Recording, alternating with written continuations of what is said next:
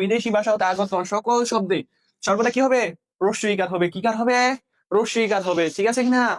কখনো কি হবে না? দীর্ঘইকার হবে না। যেমন আমরা কিছু উদাহরণ লিখি। যেমন আমরা পূর্বে লিখতাম নবী, পূর্বে লিখতাম শহীদ, বা এখন অনেকেই লিখি। পরে লিখতাম ডিগ্রি, পরে লিখতাম একাডেমি। ঠিক আছে কিনা? জি ভাইয়া, এই যে সবগুলা শব্দ কি শব্দ? বিদেশি শব্দ। যেহেতু সবগুলা শব্দ বিদেশি শব্দ, সেহেতু কোনোটাতে কি হবে না?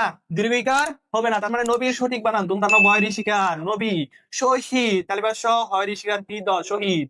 তারপর দেখেন ডিগ্রি, দয় ঋষিকার গয় ঋষিকার ডিগ্রি। পরে দেখেন একাডেমি। ঠিক আছে কিনা? জি ভাইয়া, এই আপনার এই নিয়মটা বা এই লটা প্রয়োগ করেছিল বাংলা একাডেমি। কি?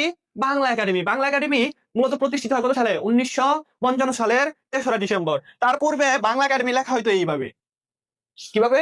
দিগিকার দিয়া। সে এই লটা প্রয়োগ করার পরে নিজেই কি হয়ে গেছে? পরিবর্তন হয়ে গেছে। কি হয়ে গেছে ভাইয়া? পরিবর্তন হয়ে গেছে। কেন? কারণ ওই যে বিদেশি শব্দে কি কার ব্যবহার করা যাবে না? দীর্ঘইকার ব্যবহার করা যাবে না। সবসময় কি কার ব্যবহার করতে হবে? রস্বইকার ব্যবহার করতে হবে। তাহলে ভাইয়া দেখেন যে আমরা যে লিখি ঈদ, কি লিখি ভাইয়া? দীর্ঘ ই দ ঈদ। তাহলে ঈদ কি দেশি শব্দ না বিদেশি শব্দ? ঈদ কি বানান ঠিক আছে কিনা ভুল আছে?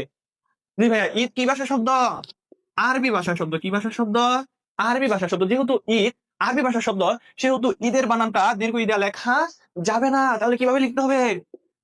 রসই দ ঈদ। তার মানে ঈদের সঠিক বানান কোনটা ভাইয়া? রসই দ ঈদ। জি ভাই, এখন বলতে পারেন ভাইয়া এটা কেমন জানি দেখাচ্ছে না? ঠিক আছে, ওইটা আপনার কি করা যাবে না, ওইটা দেখা যাবে না যে অর্থাৎ সঠিক কিনা এটা আপনার জানতে হবে। ঠিক আছে কিনা? তার মানে এখন থেকে আমরা কিভাবে লিখবো ঈদের বানান? ঈদ এইভাবে লিখবো।